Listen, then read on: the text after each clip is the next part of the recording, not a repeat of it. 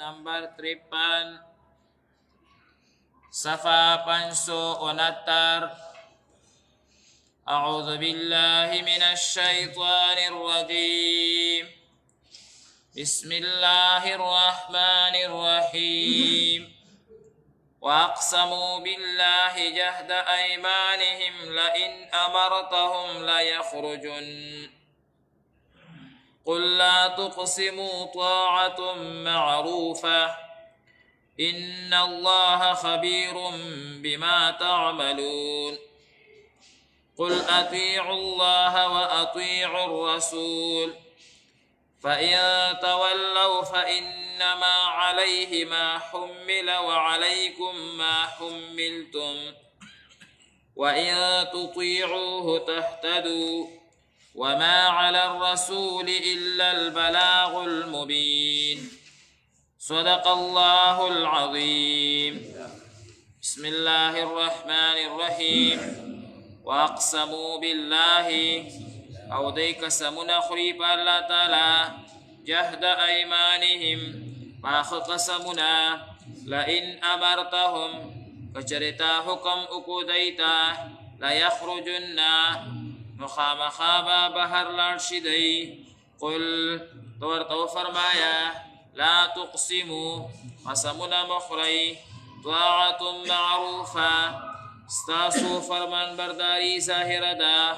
ان الله بشک اللہ تعالی خبیر خواقف دے بما تعملون آغس چی تاسوی کوئی قل تورتو فرمایا اطیعوا اللہ حکم امنید اللہ تعالی واطیعوا الرسول او حکم امنید رسول فإن تولوا پس کچری تاسو مخ اگردوئی فإنما علیه نبشکا پدی نبی علیہ السلام ما حغس دی حملا پدی لازم کڑے شوی دی وعلیکم او بتاسو ما حغس دی حملتم پتاسو لازم کڑے شوی دی وإن تطیعوه او کچری تاسو دا حکم امنی تهتدوا هدایت پا عمومی وما على الرسول او ندا ذمداری پا نبی علیہ السلام الا البلاغ المبین مگر تبلیغ کارا بسم اللہ الرحمن الرحیم مخکنی آیاتون مبارکو کی اولا دا منافقانو ذکر شو او دا هغی یو واقعا د بشر منافق اغا ذکر شوا چې هغه ډیر زیات ظالم انسانو او حضرت عمر صاحب رضی الله تعالی عنه په خپل لاس باندې د مردار کو جهنم ته ورسول بیا د هغې په مقابله کې الله تعالی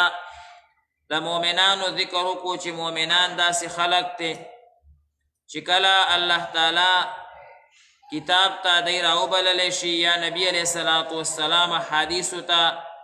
یعنی دا الله احکاماتو د رسول الله صلی الله علیه وسلم سنت طریقو ته راوبللی شي نو دی وی سمعنا و اطعنا په خوله باندې هم باقاعده آمنا وی او د تسلیم او د اورېدو خبره کوي او باقاعده په هغې باندې عمل کوي نو الله وی دا خلک کامیاب دی بیا څلور اصول او سلور قاعدی الله تعالی د کامیابی اخودلی چې څوک کامیابی غواړي نو دا سلور قاعدی او سلور اصول او سلور کارونه بزان کې پیدا کوي نمبر 1 فرائض الهیه د الله تبارک وتعالی فرض کړي شوي څیزونه په هغې باندې به عمل کوي نمبر 2 د نبی کریم صلی الله علیه وسلم په مبارکه طریقه باندې به دا عمل کوي او نمبر 3 چې کم گناهونه تی شوي په هغې به د الله نه معافي غواړي او نمبر 4 آینده کې به الله تعالی آینده کې به ځان د ګناه نه محفوظ ساتي نو چې دا څلور کارونه وکړي نو الله فیصله وکړه فاولئک هم الفائزون دا قسم خلق به هغه کامیاب او کامران وي دنیا کې به هم فلاح مومي آخرت کې به هم فلاح مومي اوس الله تبارک وتعالی دا ذکر کوي چې کله مونږ د مؤمنانو تعریف ذکر کو نو منافقان وی مونږ هم داسې یو خو تاسو مونږ ازماو کړي نه یو تاسو لږ زمونږ امتحان والی او مونږ ته حکم وکړئ چې تاسو دې میدان ته راوځئ بیا به تاسو وګورئ چې مونږ څنګه راوځو منافقانو به هسې لاپې والي د نبي علیه صلات وسلام په دور کې هسې به چغې او سورې به یې والي او دا به وي که مونږ ته حکم وشو نو مونږ به داسې کوو مونږ به داسې کوو مونږ به داسې کوو دا د دروغو لګیا و جنګ احد کې هم نبی کریم صلی الله علیه وسلم سره منافقانو ډېر زیات هغه چې کوم دی نو ظلم کړی او دغه شانتې ډېرو جنګونو کې منافقانو خپل منافقت هغه ښکاره کړی دی چې کله صحابه کرام هغوی پوه شوه چې د احد په میدان باندې د احد د طرف نه په موږ باندې مشرکان حمله کوي نبی کریم صلی الله علیه وسلم صحابه کرام هغه کینو مشورې واغشته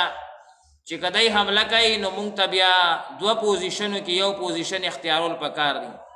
یا دا چې موږ مدینه منوره کې دننه پاتې شو او بره برجونو ته وخیږو د هغه ځای نه دی په غوښو باندې اولو او دویمه دا طریقه ده چې موږ یو دوه درې میله مخکې وروځو میدان ته